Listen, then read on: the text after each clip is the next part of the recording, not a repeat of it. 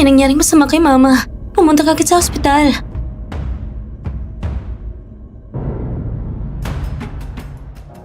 Miss Chen, ginawa na po namin ang lahat pero hindi niya talaga kinaya. Ano?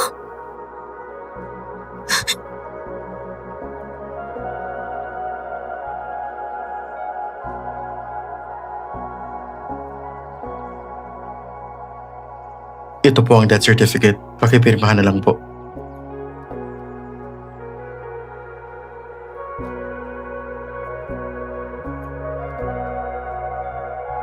Bukod pa po dyan, ang biyanan niyo bago siya pumanaw ay inayos ng kanyang libing. Para sa sarili niya, nag-order po siya ng urn na nagkakahalaga ng 8 milyon. Naghihintay na lang po sa pag-claim. I-charge na lang sa car na ito. Sa asawa ko yan. Sige po.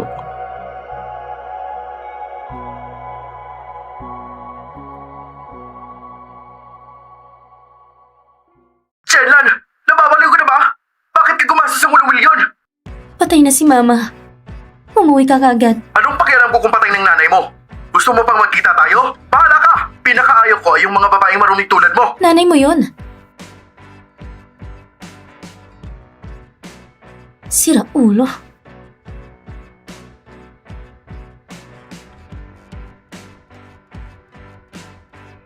Pa, Lan. Nung gusto mo talagang pakasalan si Kinseng, hindi mo inalintana kahit maputol ang relasyon sa pamilya. 2 taon nang lumipas. Dapat bumalik ka na.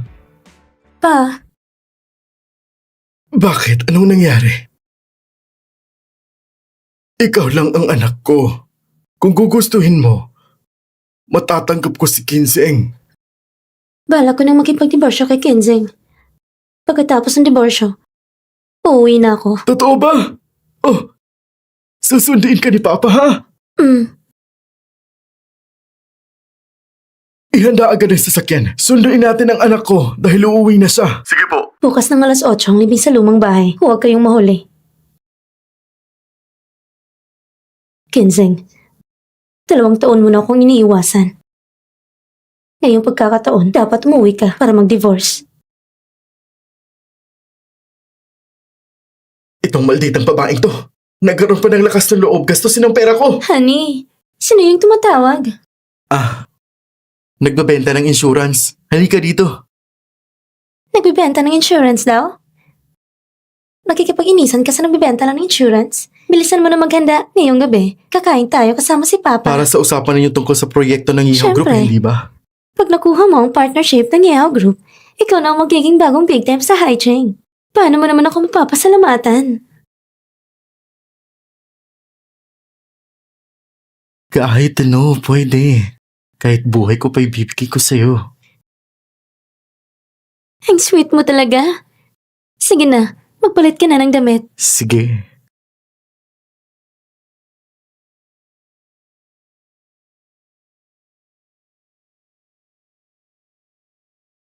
Gumastos ng 8 milyon? Chinlan, wala ka talagang hiya. Paano mo nagawang gumastos ng pera ng asawa ko? Bukas, gagawin kitang mas miserable kaysa sa kamatayan.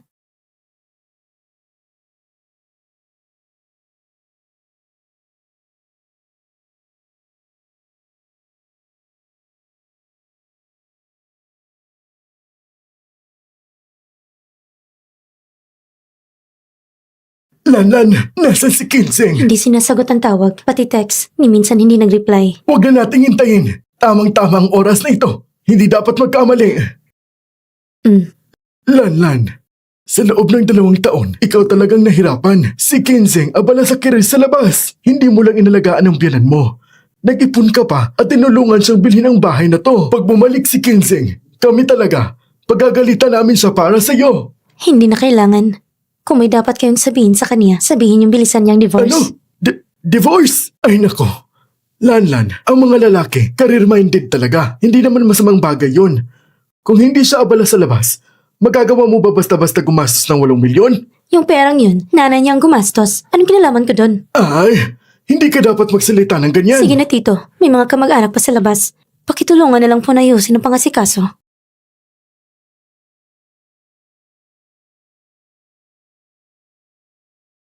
Tingnan mo ang anak mong pinalaki. Ni sa libing, hindi dumating. Sabi busy daw sa trabaho sa labas. Pero malamang, gumigimik lang. Kung sino-sinong babaeng kasama. Sino dito si Chinlan? Kayo po ba'y kamag-anak ng pamilya, Ken? Bakit ka ba basta na lang nananakit? Basta na lang? Ikaw mismo ang dapat masampal. Kabit kang hayop ka. Ano bang pinagsasabi mo? Hindi kita kilala. Hindi mo ko kilala? Ito, nakikita mo ba to?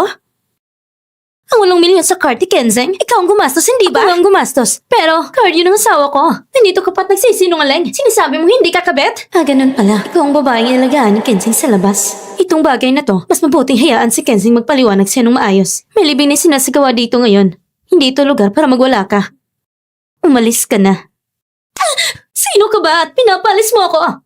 Sinasabi ko sa'yo, nandito ako ngayon para turuan ka ng leksyon. Ba't sinampal mo pa ako? Pinapakiusapan lang kita ng maayos, pero ang tigas ng ulo mo. Gusto mo talaga mag-iskandalo? Pumalik ka kay Kenzeng at doon ka magwala. Hindi ako yung taong pwede mong apakapakan. Hindi ako laruan. Ikaw? Akala mo hindi kita kayang tapatan? Anong balak mong gawin? Ito bang nanay mo? Magkamukha nga kayo. Pareho kayo mukhang ahas na babae. Teka, wag!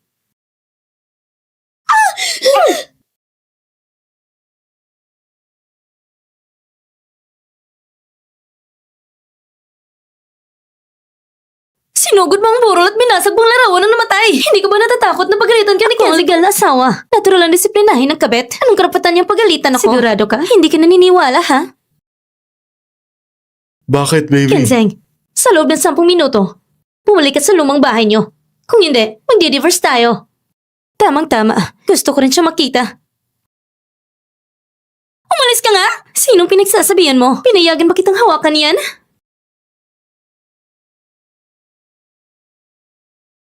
Ano bang ibig mong sabihin? Ang mga gamit sa kwartong ito, pinili gamit ng pera ng asawa ko, hindi ba? Kaya ano ngayon? Gumastos ako ng pera ni Kenzeng. Natural lang yun.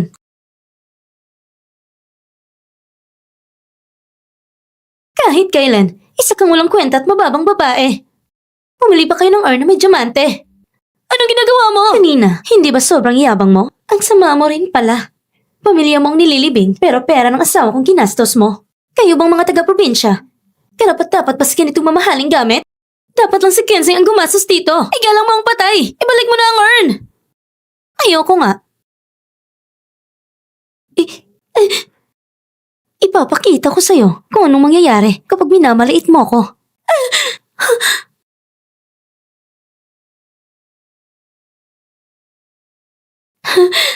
Isinusumpa kitang mamamatay ng walang magandang kapalaran, katulad ng nanay mo na namatay ng walang urn na paglalagyan. Sino ang hindi magkakaroon ng magandang kamatayan? Ano bang kaguluhan to? Sino ang namatay? Honey, bakit ngayon ka lang? Halos perapan ako nitong babaeng taga-baryo.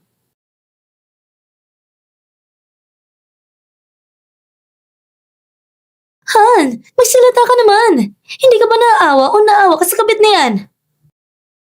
Paano naman mangyayari yun? Bakit ko siya kaawaan? Ching-ching, sandali lang. Tatanungin ko muna kung ano nangyari. Chenlan, ano magkulokohan to? Sino ba yung namatay? At yung 8 milyon? Ano nangyari doon? Sinabi ko nang namatay na si Mama. Ano pa bang gusto mong marinig? Matagal lang dito nakatira si Mama. Ginagamit mo ngayon para sa libing ng pamilya mo. Ganyan ka sa mga pangitain. Gusto mo bang mambwisit? Ang bahay na to, ako ang nag-ipon at bumili ng 2 taon na nakaraan. Kaya gagawin ko rito ang gusto ko! O sige. Kung bahay mo nga yan, yung 8 milyon. Yun ay bago pa namatay ang matanda. Siya mismo ang nagpasya. Gusto niya talaga ng ganoong earn. Yung earn pa lang, 8 milyon na. Wala ka bang pera? Kailangan mong gamitin ang pera ko? Kung hindi dahil ngayon, na ginamit mo ang card ko, hindi sana nauwi sa ganitong gulo. Ibig mong sabihin, na ako pang napagkamalang kabit? Ako ang iniinsulto? Ako ang sinaktan? Ako pang may kasalanan? Ganon ba? Ikaw! Ikaw naman talaga ang kabit. Tumigil ka nga dyan sa pag-iskandalong pagsigaw sa asawa ko. Kenzeng, ganito na ang sitwasyon. Hindi mo pa ba sasabihin sa kanya kung ano talagang relasyon natin?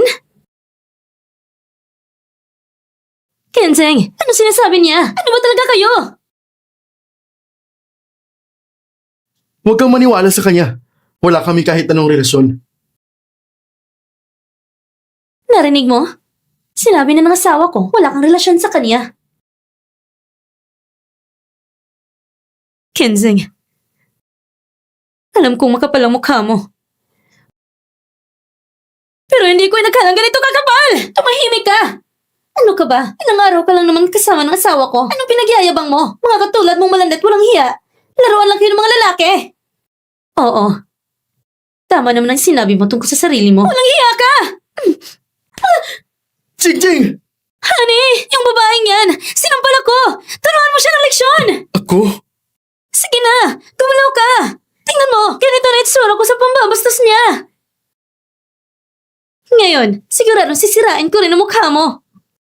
Hoy! Huwag kang padalos-dalos. Paano kung magsumbong siya sa pulis? Sabihin na sinadya natin manakit. Ano mangyayari sa atin? Kung may tapang siya, sige pa pulis niya. Pagdating ng pulis, una siyang kukunin. Pero... Kenzeng, bakit ka ba nag-aalangan?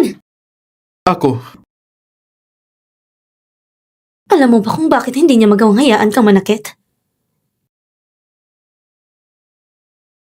Dahil wala kang karapatan. Anong ibig mong sabihin? Tingnan mo. Ito ang sinasabi ni Kenzeng na wala kaming relasyon sa inyo. Ito ang marriage certificate namin.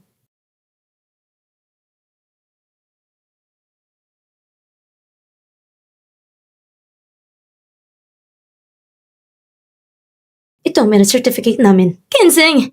Hindi ba sabi mo mahal mo ako? Hindi ba sabi mo pagkatapos ng New Year ikakasal tayo? Ito ang certificate. Peke to, di ba? Hindi to totoo! Ay, hindi pa pala kayo kasal? Sayang, akala ko pwede nang idemanda ng bigamy. pwede ba tigilan mo na? Kailangan mo ba talaga sabihin ngayon? Tayong legal na mag-asawa. Pwede ko sabihin yan kahit kailan. Ikaw! Ayaw mo kasing masaktan ng feelings nitong maliit mong karelasyon, ano? Pero kanina, nung nagwawala siya, hindi man lang inisip kung anong nararamdaman ng tunay na asawa. Manahimik ka nga! Shenlan, hindi mo talaga kayang makita kung masaya, no? Palagi ka naman ganito. 2 taon na tayong kasal. Wala ka naman kahit kailan na itulong sa akin. At ang alam mo lang ay dumagdag sa problema ko. Ching-ching, hindi yun totoo. Pakinggan mo muna ako, Ching-ching. Ano pa bang ipapaliwanag mo? May ebidensya na. Kenzeng, sinundan kita ng 4 na taon. Pinapunta ko kay Papa lahat resources lahat para sa'yo. At pati pag-link po sa Yeho Group. Kaya mo ba ko susuklian, ha? Ching-ching, Ching-ching, ako... Hindi ko akalain ganito ka pala. Sasabihin ko lahat kay Papa. Pa, may nanakit sa akin. Tignan mong ginawa mo! Pa, nandito Ching-ching. ako. Ching-ching, Ching-ching, kasalanan ko. Mali ako na itinago ko to sa'yo. Pero ikaw ang mahal ko. Ang kasal namin, napilitan lang ako. Totoo ba yan?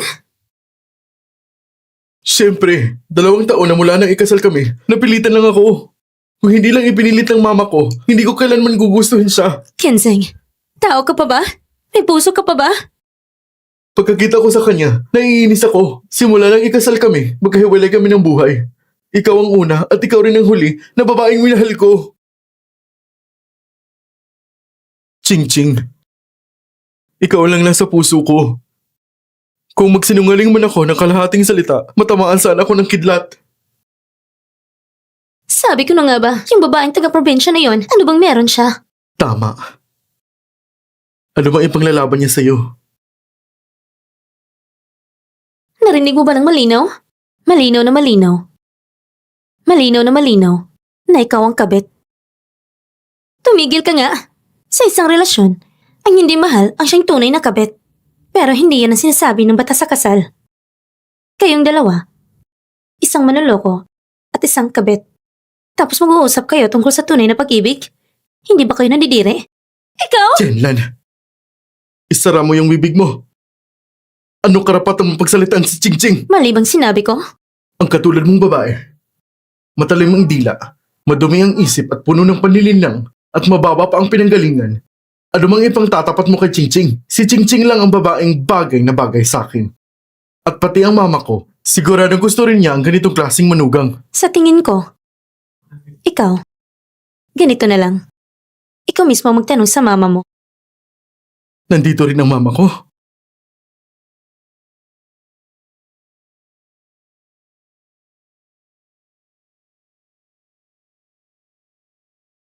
Ikaw mismo, tanungin mo siya. Tingnan natin kung magugustuhan niya ang manugang na nagpakalat ng abo niya. Ang mabuting manugang niya raw. Ano? Paano naging mama ko? Paano nangyari to? Chenlan, sobra ng biro mo! Akala mo ba nagbibiro ako? Hindi mo ba naiisip na 2 taon kang walang komunikasyon sa akin? Kung may namatay sa pamilya mo, binibiro ba kita tawagan para bumalik ka? Hindi, di ba? Akala ko tatawag ka lang sa akin para lokohin ako pabalik. Hindi ako makapaniwala. Hindi ako makapaniwala. Hintayin mo. Sagutin mo ang telepono, Mama. Mama, sagutin mo agad ang telepono. Tigilan mo na yan. Nandito ang telepono ng mama mo.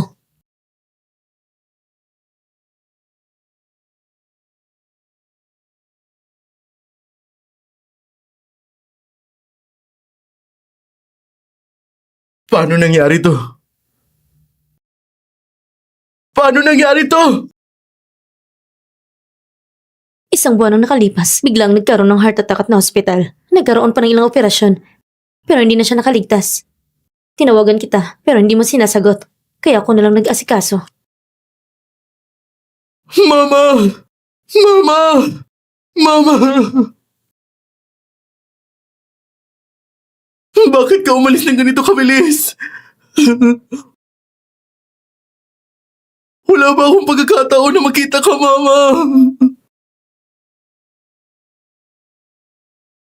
Kenzeng, huwag mong pakinggan ang sinasabi niya. Sigurado akong... Isara mo ang bibig mo! Ito ay... Tama. Ito ang abo ng iyong mama. Ang abo ng mama ko!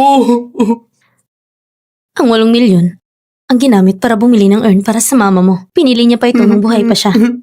Parang nagawa ko rin ang tungkulin mo bilang anak. Hindi ba tama? Pero ang kabit mo, sinabi niya mababa ang mama mo.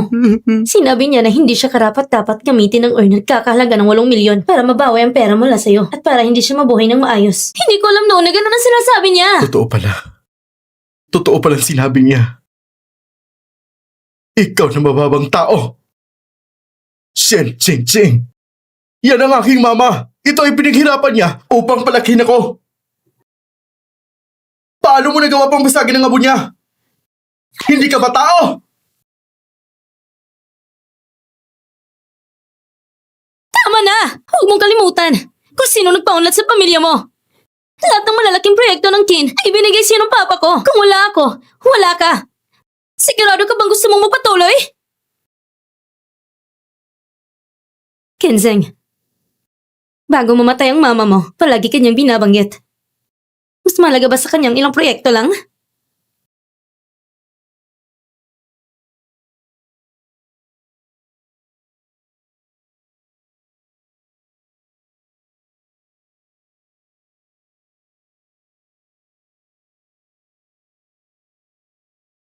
Kenzeng, dapat mong pag-isipan ito ng mabuti. Huwag!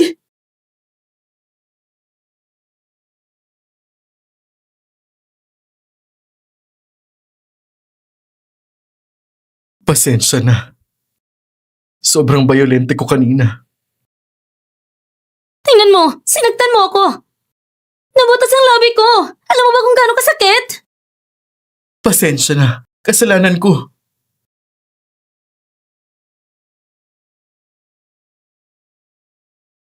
Pasensya na. Dapat ako ang sinaktan mo.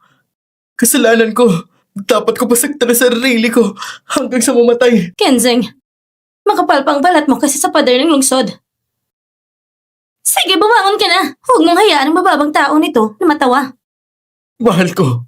Mapapatawad mo ba ako? Ang nangyari ngayon. Huwag na natin sabihin sa papa mo. Pwede kitang patawarin ngayon. Pero, Pero ano? ang tungkol sa nangyari ngayon, ito ay dahil sa mababang tao na ito. Hindi natin siya pwedeng palampasin ng madali. Ako? May sakit ka ba? Ikaw nang gulo sa libing. Ikaw din nagbasag ng abo.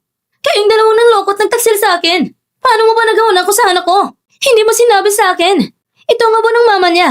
At itinulak mo pa ako sa gilid ng mesa para lang pasabugin ang aking galit at basagin ang abo. Para ba magiganti kay Kenseng? Tama si Ching Ching. Bakit mo itinago sa akin ang sakit ng mama? Sadyang ginawa mo ito. Gusto mo akong pagbintangan bilang anak na walang utang na loob. Kenseng! Sa 2 buwang ito, ilang tawag na ginawa ko sa'yo. Hindi mo sinagot! Alam kong tatawag ka sa akin. Hindi ko talaga sasagutin. Bakit hindi mo inisip ang ibang paraan? Kung talagang gusto mong malaman ko, marami kang paraan para maabot ako. Pwede mong kontakin. Sadyang nanlilil lang ka lang talaga. Kenseng, hindi ko akalain. Maaring maging walang hiya ang isang tao na ganito. Dapat patagal ko nang alam. Ang taong gaya mo na nagkipaghiwalay sa magulang at kinutya ang pamilya ay tunay ni walang puso. Nakakalungkot isipin ang mama ko ay tinitignan ka pa bilang sariling anak. Talaga namang hindi mo siya pinayagang mamatay ng Intindihin payapa. mo, kung hindi ko siya nilagaan sa 2 taon na ito, matagal na siyang namatay. Magandang pagkakabigkas mo. Ngunit gusto mo lang siya pagtisin para makagawa ng libing. At sana'y bumalik ang loob ni Kenseng. Hindi ko akalain na matutuklasan ko ito. Kaya sadyang sinira mo ang libing. Sabi ko sa sarili ko, ang pagtao may sobrang lupet. Pati ng yumaong matanda, hindi mo siya pinatawad. Dapat kang lumuhod ngayon. Magpakumbaba at humingi ng tawad sa kanya. Bakit akong dapat humingi ng tawad? Tama na!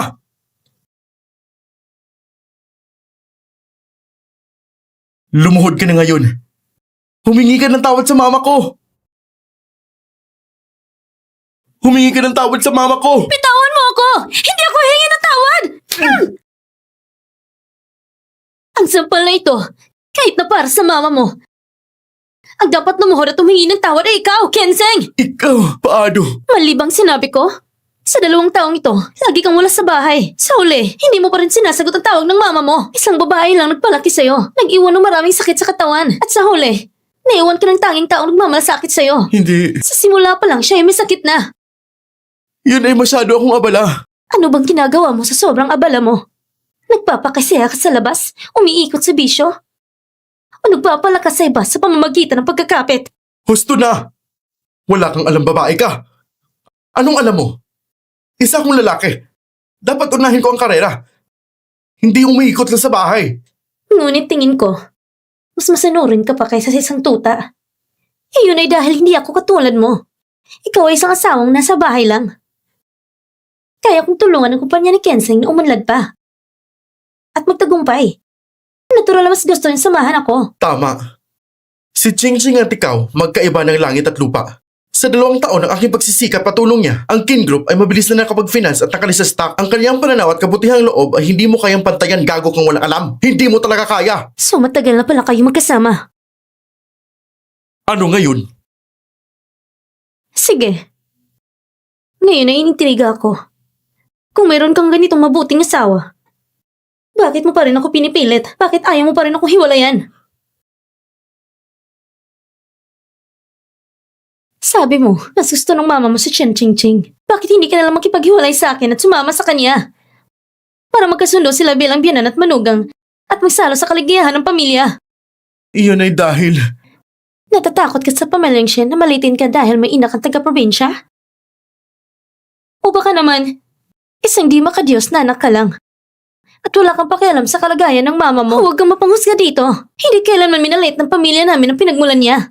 At sinabi na rin ni Kenseng na nag-aratay ang mama niya sa isang magandang ospital para sa pag-aalaga. Ayaw lang niya ng maraming tao, kaya hindi namin siya ginambala. Ang walang kwenta dito ay siya!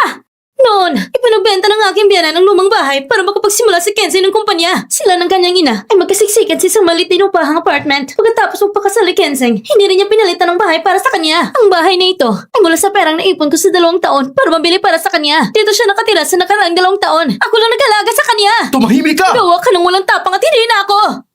Oo. Si Kensei ay isang inutil. Hindi siya bumalik para bisitahin ng mama niyang may sakit at pinipilit niya kung huwag makipaghiwalay sa kanya. Hindi ba't gusto mo lang ako itali para maging katulong mo sa Hindi. mama mo? Paano mo ipapaliwanag? Pagkakasal lang natin, nagbago na ang puso mo. Tinatawag kita pero hindi mo sinasagot. Ang bawat detalye ng pagkakasakit ng mama mo, ako ang nag-aalaga. Ilang beses na ako pumunta sa ospital at ilang pera ang nagastos ko.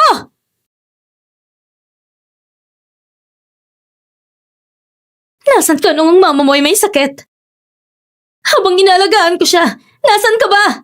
Nung mamatay ang mama mo, nasa labas ka kasama ang kabit mo. Nagtatabi sa kalayawan.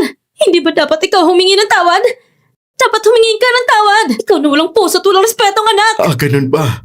Si Chenlan, araw at gabi walang tigil ang nag-aalaga sa mama niya ng 2 taon. Ikaw na walang kwentang anak. Mama mo ay may sakit na. Hindi ka man lang umuwi. Mas masahol ka pa sa Tumahimik kayong lahat! Tumahimik kayong lahat! Kinjeng, ang ginawa mo talagang hindi patas. Tama! Ito ay araw ng libing ng mama mo. Dinala mo pa ang kirelasyon mo at ginawa itong gulo. Sa tingin mo ba ay tama ang ginawa mo? Kayo, paano niyo nagawa ito? Sinasabi niyo na mali ang ginawa ko. Siyempre, baka si Chenlan ang mali. Ako ang tunay na kasapi ng Kin family. Kayo ay pipili pa sa panig ng dayuhan? Kaya ako ay magkakansela ng plano para sa paggawa ng kalsada at bagong bahay sa baryong ito. Anong sinabi mo? Maaga pumanaw ang tatay ko noon. Ang mga kapitbahay sa baryo ay talagang mabait sa pamilya namin. Ako, si Kinzeng, ay isang taong may utang na loob at tapat. Ngayon, maayos ang negosyo ko. Kaya naiisip kong dapat rin ako magbigay balik sa baryo. Ngunit hindi ko inasahan na sa paningin ninyo, ako pala ay isang masamang tao. Sige. Kaya kinansela ko na lang. Huwag naman. Kinzeng. Kinzeng, ikaw naman ay isang malaking tao. Hindi mo dapat kami pagbantaan, hindi ba? Tama! Sa totoo lang, nagkamali lang kami ng salita kanina. Alam ng lahat dito sa kalye na ang pinakamakadyos na anak sa baryo ay ikaw, Boss Kin. Oo, Lahat yan ay tama. kalokohan ni Chenlan. Mahal sa magulang. Pinagsisisihan namin na mali ang akusasyon namin sa'yo. Oo. Talagang marunong kayo umangkop depende sa sitwasyon. Sabi ko nga, Chenlan, kung noon ay napangasawa ka ni Kinzeng, ito ay swerte mo. Bakit ka ba hindi marunong magpasalamat? Ang swerte na ito ay para sa'yo. Gusto mo ba? Tingnan mo ang asal mo. Kapag may nagsabi ng isang bagay, 3 sagot ang binibigay mo bilang pagtutol. Ano bang asal na yan? Lahat tayo malinaw nakikita.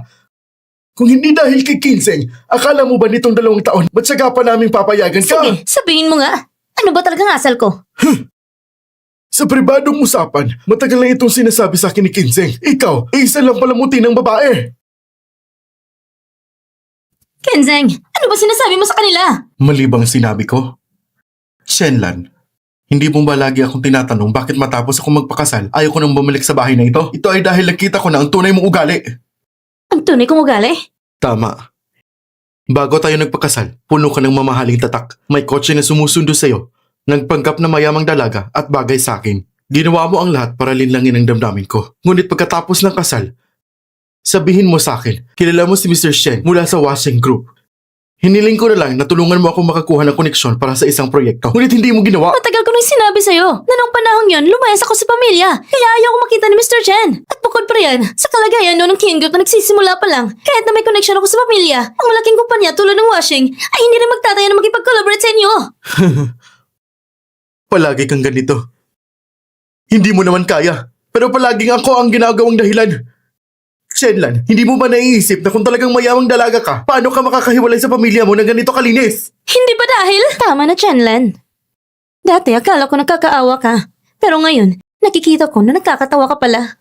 Marami na ako nakitang ganitong babae. Hindi ko akalaing matutuklasan mo rin ang katotohanan. At narito ka pa rin nangangatwiran. Ang isang babaeng katulad mo, sa buong buhay mo, hindi mo kailanman magiging tulad ni Ching Ching, isang tunay na phoenix. Kaya, bago tayo magpakasal, napakabait mo sa akin. Ngunit pagkatapos ng kasal, iniwan mo ko dahil hindi ako isang mayamang dalaga. Kaya lumihis ka at hinanap mo isang tunay na phoenix.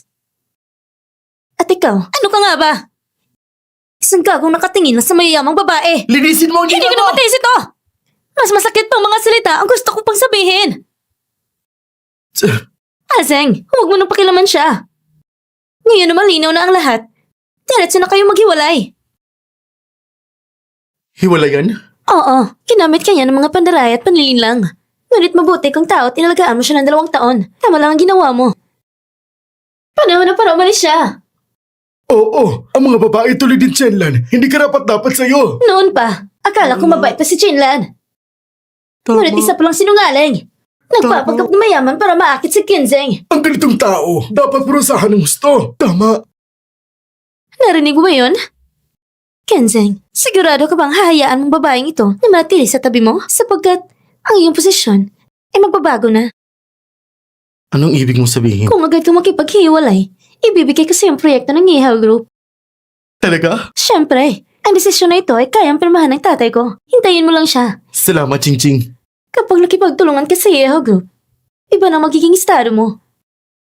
Sigurado ka bang hayaan ang babaeng ito na manatili sa tabi mo bilang man siya sa iyong pag-akyat sa mataas na lipunan? Tama? Tama. Malapit na akong mapasama sa mataas na lipunan. Shenlan, ang babaeng katulad mo, na mahirap ang pinagmulan at masama ang loob, magkaiba talaga tayo. May malaking kaibahan. May malaking agwat talaga sa pagitan natin. Ikaw, kahit na sinasabi mo yan sa bibig mo, halatang nasasaktan ang loob mo. Sapagkat kapag hiwalayan mo ako, wala ka na rin namang halaga. Sayang naman. Ngayon, anong silbi ng pagsisisi? Sasabihin ko sa'yo, ngayon, maghihiwalay na tayo. Ngayon, maghihiwalay na tayo. Narinig mo ba? Hindi ka na kailangan ni Kenzeng. Mabuti naman. Matagal ko nang hinihintay ang araw na ito. Matagal na. Ito ang kasunduan sa diborsyo. Pumirma ka na. Bakit dala-dala mo ang divorce papers? Oo nga. Hindi mo sinasagot ang tawag ko. At hindi ka pumasok sa opisina. Kaya daladala ko ito. Hinihintay lang kitang makita. Gusto mo talaga makipag-divorce? Hindi mo ba iniisip na 2 taon mo ko iniiwasan? Kahit gusto ko pa rin makasama ka? Kahit na tunay na mahirap ang pinagmulan ko. Hindi ko hihiramin ang isang lalaking tulad mo. Huwag ka na makipagtalo dyan. Hindi ko na mapipigilan ang sarili ko. Ngayon, wala na akong kinalaman sa inyo. Pumirma ka na agad. Huwag na sayangin ang oras ko. Sige, pipirmahan ko ito. Pero nandito na ang lahat ngayon, kailangan mong aminin sa harap nila na ako si Kinzeng. Ayaw na sa'yo. Ako si Kinzeng ang nagdiborsyo sa'yo. Tama. Hindi ka karapat-dapat kay Kenzeng. Siya ang nagkipag-divorce sa'yo. Pumirma ka na agad.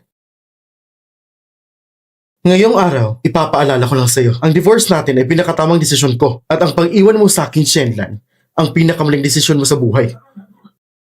Maghihirap ka sa pagsisisi at ang nararapat na magsisi ay ikaw. Ano bang sinasabi mo? Wala akong dapat pagsisihan. Malapit ko na makuha ang proyekto mula sa Yihaw Group at magiging makapangyarihan na ako.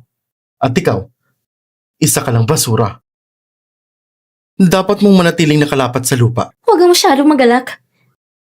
Baka ikaw palang basura na matapakan ng aking mga paa.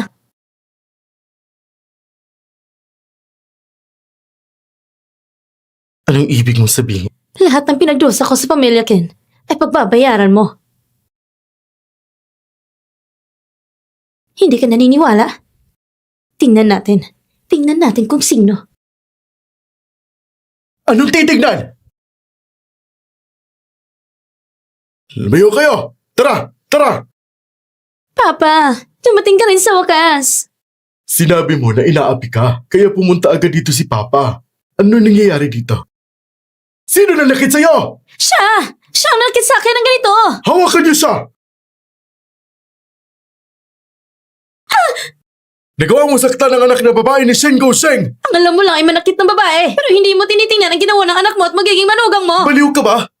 Ano ba itong sinasabi mo? Ano? Hindi ba sinabi mo kanina na i-divorce mo ako? Ngayon nandito na siya. Natakot ka? Natakot ka sa ano? Na malaman niya na ginawa mong kabit ang anak niya? Ikaw talaga! Tumahimik ka na! Ano ba talaga nangyayari? Mr. Shen, huwag mo siyang pakinggan. Ano bang mali sa sinabi ko? 2 taon kang kasal sa akin. Hindi ba palalagaan ko ang nanay mo? Pinipigilan mo akong makipaghiwalay. Pero lihim ka nakipagkita kay Changing sa labas. Saan ako nagkamali? Ikaw! Totoo ba lahat ng tinuran niya? Hay naku, Kinzeng! Iniwan ko sa iyo ang anak ko at binigay pa ang proyekto ng Yihaw Group sa iyo. Hindi ko inakala na patuloy mo kaming lolokohin. Hindi. Talagang misunderstanding lang po ito. Nagpakasal ako sa kanya kasi ikaw gago ka! Nagpakasal ka na tapos lolokohin mo pang anak ko! Hindi mo ako maluloko! Mr. Shen, talaga... Huwag ka muna magalit. Dali lang si Kenzie ng babaeng ito. Paano? Matapos magpakasal na Kenzie sa babaeng ito, nadiscover niya isa pala siyang gold digger. Plano na niyang hiwalayan siya. Ngunit, ginamit siya ng babaeng ito laban sa ina ni Kenzeng. Kinantala ang lahat ng ito. Oo nga, Mr. Shen. Napilitan lang talaga ako, Mr. Shen. Tunay ang nararamdaman ko para kay Ching Ching dahil natatakot ako mag-alala siya para sa akin. Plano ko kasi na pagkatapos ng lahat ng to, ikukwento ko sa kanya ang totoo. Ngunit hindi ko inaasahan na mamamatay ang aking mama. Oo, Papa. Si Chinla na malupit na babae. Niloko pa niya ako. At si Kenzeng ay napilitan pa niya ilagay sa abo ng kanyang ina. Nagkakaawa si Kenzeng. Kaya lahat ng ito ay problema ng babaeng to? Oo nga. Si Kenzeng ay isa ring biktima. Kung gayon, kung sinasabi mo yun, Pa, kanina sinabi mo na magaling sa trabaho si Kenzeng at mabuti sa akin. Kaya yung dati na pag-usapan ng proyekto ng Yeho Group, pwede na bang ibigay sa kanya? dati ay para sa kanya. Ngunit ngayon, kailangan kong pag-isipan muna. Bakit, Papa? Hindi ba't napagkasundo na natin to? Ano ka ba naman? Ang proyekto ng Ihaw, alam mo ba kung ilang taong nag-aagawan? Dati, dahil sa iyo lang, napagdesisyonan kong ibigay ito sa kanya. Pero ngayon, Mr. Shen, hindi ko naprotektahan si Ching Ching ng maayos. Ang nangyari ngayon, lahat ay aking kasalanan. Gusto mo man akong sampalin o pagsabihan, susunod ako. Pero nangangako ako na tunay ang nararamdaman ko para kay Ching Ching. Kahit pa ang proyektong ito, handa ko nang isuko. Ngunit, huwag mo sanang paghiwalayin kami ni Ching Ching. Sino bang hindi marunong mangako ng magaganda? Noon pa man, sinabi mo na aalagaan mo ang aking anak na parang palad. Ngunit tignan mo ngayon, ano nangyari? Ako, Pa, ako yun ito na. Lahat ito'y kasalanan ni Chenlan. Hindi kasalanan ni Kenzeng. paano hindi naging kasalanan? Asawa niya ang babaeng ito. Kahit na sila ngayon ay hiwalay na, ngunit sa hinaharap, paano kung magtulungan silang lokohin ka ulit? Hindi yun maaari. Hindi Mr. Shen. Galit na ako kay Chenlan. Gusto kong lumiyo siya sa akin. Kung ganun, patunayan mo sa akin. Paano? Ako, si Mr. Shen, bilang pangalawang tao sa Yihaw Group dito sa Haicheng, ay kilalang kilala rin. Paano ko magagawa na hayaan ang sarili kong anak na mapahamak ng ganito? Ano? Ang pinsala na natamo ng aking anak ngayon, gusto kong gawin mo ito ng doble sa kanya. Doon ako maniniwala sa'yo. Kenzeng! Kung sasaktan mo ako, siguradong mas mahirapan ka pa kaysa sa iyong kamatayan. Sige, hampasin mo na. Nanginampas mo ako. Di ba malakas ka naman noon? Ako, nabigla lang ako kanina sa galit. Kaya nga, Hindi mo na ba gusto ang proyekto? Gusto mo bang sabihin na ayaw mo na makasama ako? gusto ko pa, Ching Ching. Sige, hampasin mo na.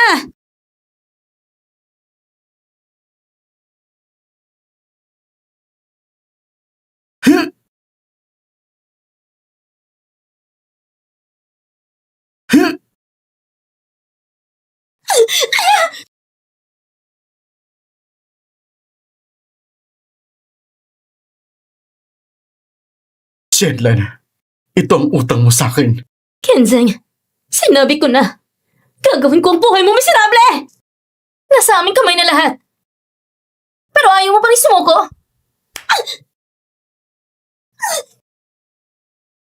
Parang kailangan mo talagang disiplinahin.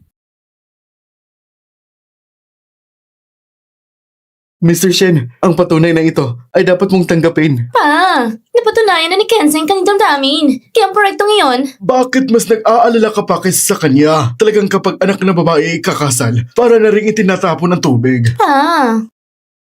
O sige, tatawag ako ngayon. Manager Sue, ang dating proyekto, ibigay na sa Kin Group. Ngayon, ipadala mo na lang ang kontrata sa bahay number 25, Kinja Village. Salamat, Mr. Shen. Hindi ko malilimutan ang kabutihang loob mo. Ikaw ang muling magulang ko. Ako'y nagpapasalamat magpakailanman. Sige na, tigilan mo ng kalokohan. Pagkatapos ng kasal natin, tayo ay magiging isang pamilya. Di ba, Papa? Oo. Pa, huwag kang mag-alala. Sa hinaharap, tiyak na aalagaan ko si Ching Ching ng doble. Buhay ko'y aalagaan at poprotektahan siya. Sana ikaw rin, panindigan ang sinabi mo. Bumangon ka na. Pa, ngayon dahil sa babaeng ito, nasa ganitong kalagayan ko. Kailangan kong maglabas ng galit ng gusto. Paano mo nais na aksyonan ito? Hello, Shaoso. Director Chen, ibibigay daw ang proyekto sa King Group. Sa masamang tao na si Kenzeng? Imposible. Hindi lang yon. Sinabi niya rin na dalhin ang kontrata sa Kin Village. Ang galing ng pagkakataon. Sa loob ng 10 minuto, dalhin mo ang kontrata at magkita sa pasukan ng Kin Village. Opo. Itaas mo siya para sa akin. Pa, maaari ba siyang aksyonan kahit ano? Siyempre. Basta wag mo lang siyang patayin. Sasakupin ka ng papa mo. Kaya kailangan kong pag-isipan ng mabuti. Pinapayuhan kita. Kung gagalawin mo ko, hindi ka rin masasagip ni Shin Gozeng. Hanggang ngayon, patuloy ka pa rin nagmamayabang. Mukhang wala kang ideya kung sino si Vice President Shen sa Haicheng. Kailangan ko pa ba itong malaman? Wala ka talagang alam. Sasabihin ko sa'yo, si Vice President Shen ay Vice President ng Yihao Group, isang napakayamang kumpanya sa Daxia. Si Chairman Shen Yihao ang namumuno sa Beijing at siya ay pinagkakatiwalaan ni Vice President Shen sa Haicheng. Siya na ang parang Diyos. Tama! Huwag mong sabihin ng Haicheng kung titignan mo ang buong Daxia. Maliban kay Chairman Shen, wala nang iba na hindi pwedeng tanggihan ni Shen Gusheng. Ngayon, sabihin ninyo. Pareho rin akong may apelyaring Chen. Ano bang relasyon ko?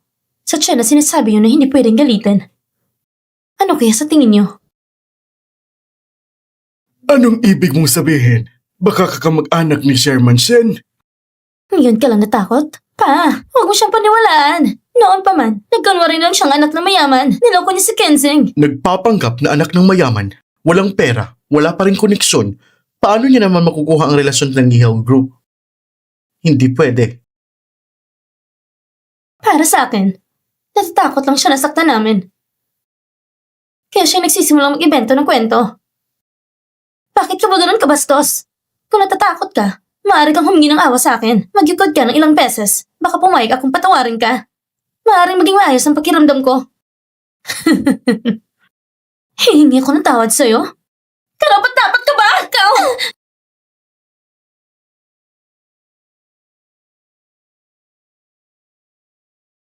Ngayon, naiintindihan ko na. Ikaw na tao. Matigas at matigas ang ulo mo. Dahil hindi ka namin mapapatalo sa away. Kaya, babaguhin namin ang paraan. Ching Ching, paano mo gustong laruin ito? Sinabi niya akong mistress at ginawang kahihiyan sa publiko. Siyempre, pagbabayaran ko rin siya.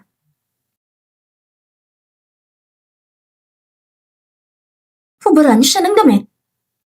Ihagis sa labas para makita ng lahat kung ano ang parusa ng pagiging isang mga akit na babae. Hiya kayo!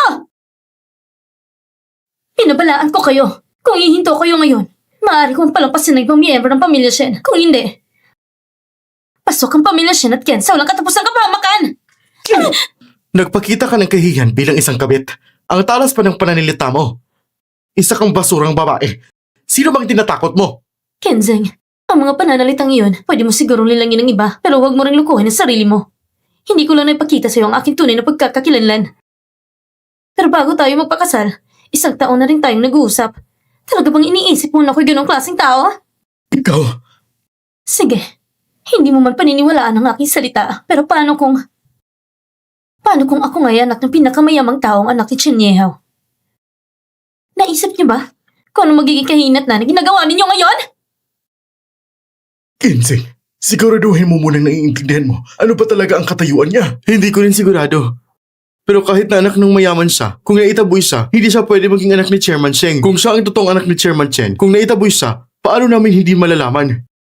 At yun ay dahil ako'y nagkamali. Nagpinilit na pakasalanan sa salbahing tulad mo. Anong ibig mong sabihin? 2 taon ang nakalipas. Ako ang taong nadaya ng isang halimo sa anyo ng tao. Akala ko pwede kitang pagkatiwalaan habang buhay. Pero hindi ka gusto ng papa ko. Sinabi niya hindi ka mapagkakatiwalaan. Dahil sa galit, iniwan kong pamilya para pakasalan ka. Kanina, hindi pa ako sigurado. Pero ngayon, malinaw na. Ikaw isang mandarayan na puno ng kasinungalingan. Bakit? Totoo, hindi maganda ang aking pinagmulan. Pero nakalaya ako sa mga tanikala. Ako na ganito kagaling. Nakamit ko ang puso ni Ching Ching at ang pagpapahalaga ni Chairman Shen. Sabihin mo sa akin, ang tatay mo ay hindi ako gusto. Talaga bang palaging pinapababa ang aking kalaman tungkol sa'yo? Talaga ba? Mali ba si Kenzeng? Tanging mga taong mababaw ang pananaw ang makakagawa ng ganitong kasinungalingan. Ano pang hinihintay niyo? Hindi niyo ba narinig ang sinabi ni Ching Ching? Humarad niyo siya! Bitawan niyo ako! Umayos ka! Ito ang parusa sa'yo ang pagkakasalang malaban sa akin. Pagpatuloy niyo! Hindi! Wag! Wag! Wag! Batawan niyo ang kamay ko! Wag!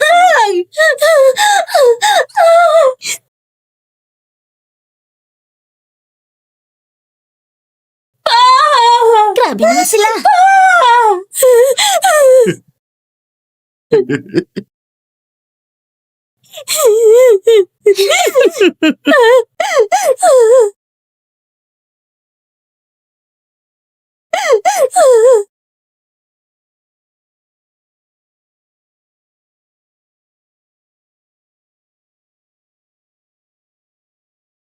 Huminto kayong lahat!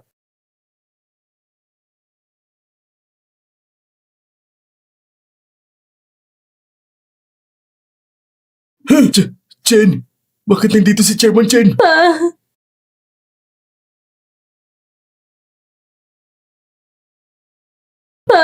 Dumating ka na rin. Pasensya na, si Papa ay nahuli. Pa? Sino ka ba? Pumasok ka dito ng buong tiwala at ituturo sa akin kung ano ang gagawin? Sasabihin ko sa'yo, ito ang Kinja Village. Ang teritoryo ko. Kanina ay narinig kong tinawag siya ni Chinlan na Papa. Hindi ba siya isang dalagita sa kalye? Ah! Naiintindihan ko na. Ito ang amain ni Chinlan. Amain? Naiintindihan ko na. Chenlan, alam kong hindi ka makatiis ang kalungkutan, pero hindi ko inaasahan na ganun ka kababa sa pagpili. Matagal ka na palang nagkikipagkita sa matandang lalaki at sinasabi mo pa na ako ang nagtataksil? Ikaw, mga babaeng katulad mo. Paano magiging malinis ang mga gawa?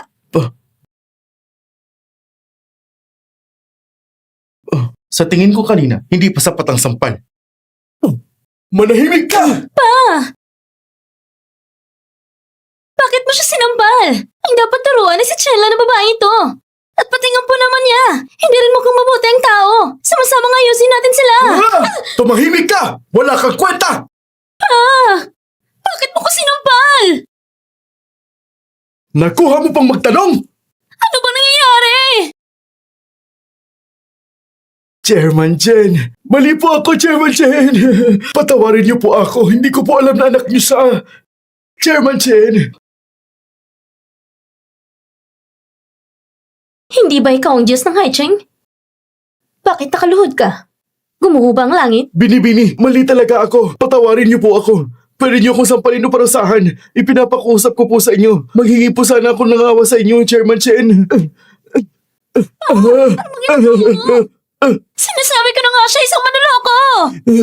Pinapakusap ko sa iyo, Binibini. Talagang hindi ko alam. Sa tingin ko, hinahanap mo ang kamatayan mo. Chairman Chen, patawarin po ninyo ako. Hindi niyo po talaga mauulit. At gusto mo pa talaga maulit ito? Simula ngayon, ikaw at ang ihaw ay wala ng kahit anong kaugnayan.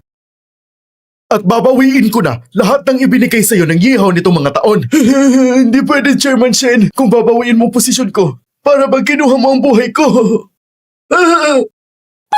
Nang pinalo mo si Lanlan, naisip mo ba ang magiging bunga nito? Ako, talaga hindi ko alam. Pa, kung tatanggalan ka ng posisyon, paano naman proyekto ko? Ikaw, ang proyekto mo, naway patayin ka ng pamilya Shen kung gusto mo ang proyekto ng Ihaw Group. Ito ay talagang magandang proyekto. Ngunit ang kontratang ito,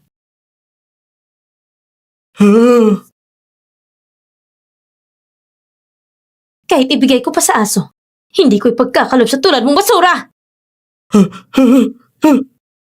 Ang proyekto ko! Ang proyekto ko! Ang proyekto ko! Ang proyekto ko! Ito ang pinakamahalagang proyekto ng Ihaw Group! Ikaw na walang kwenta! Paano mo nagawang punitin ito? Sinabi ko sa'yo tumahimik ka! Hindi mo ba talaga naiintindihan? Ano ba talaga nangyayari sa'yo? At saka, sino itong matandang ito? Bakit kanya tatanggalan ng posisyon? Ang kapal mo talaga! Lahat ng ito ay ginawa ng hangal na ito. Hindi ko na ituro ng tama ang anak ko. Ayoko na sa anak na ito. Chairman Shen, patawarin niyo po ako. Ako po ito na inyong anak! Sinabi ko na, simula ngayon, wala na akong ganitong anak. Sobra na pong ginawa niyo!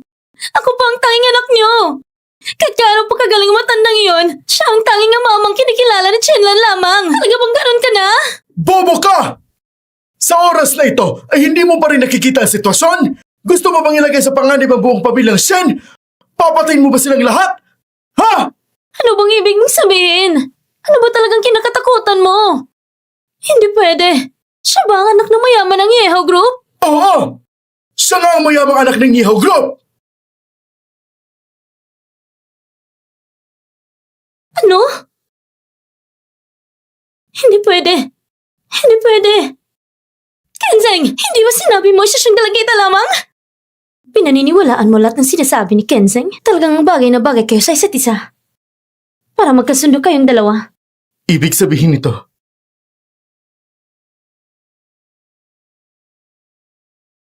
baka siya nga talaga si Chen Yihao? Babo! Ang pangalan ni Mr. Chen, hindi mo dapat basta tawagin hangal ka! Pwede mo ba siya tawagin ng ganun?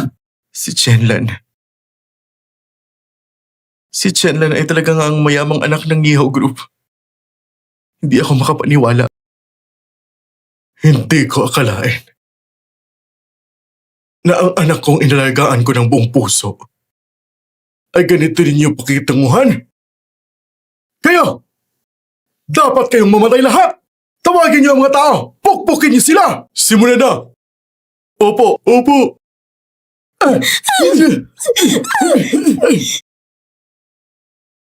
Nagkamali po ako! Tama na! Tigilan niyo na! Tama na! Baka may mamatay pa!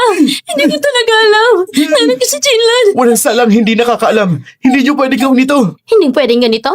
Gumamit lang ako ng sariling taktika para bayaran ang ginawa niyo sa akin. Higit pa rito, binabalaan ko na kayo noon, ngunit hindi kayo naniwala.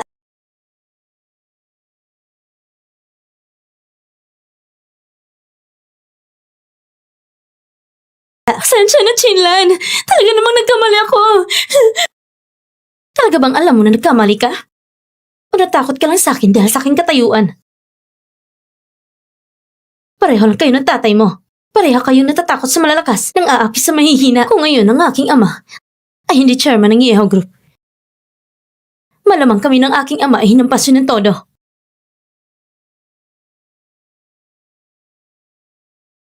At ikaw rin.